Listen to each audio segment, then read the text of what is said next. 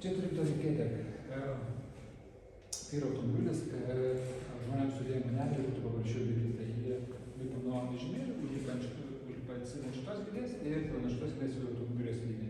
O kai sėdi sėdynė, tai padaro kaip dalyką ir jie gražiai taip užsivečia ir niekam netrukdo važiuoti.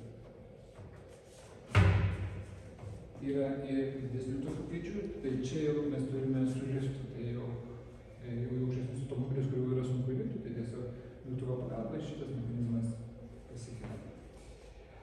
Turim ir dar vienas žmonėm, kurie dar sunkiau yra neįgalūs, tai čia yra žmogus atsėda į šitą krepšį ir jau šitas krepšys su automatiniu mechanizmu pasikelia ir įsideda į automobilį ir atsisėda žmogus.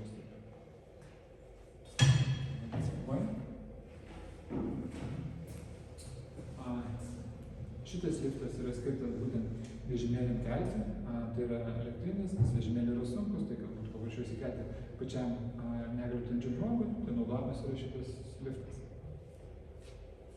Gerai, dabar viską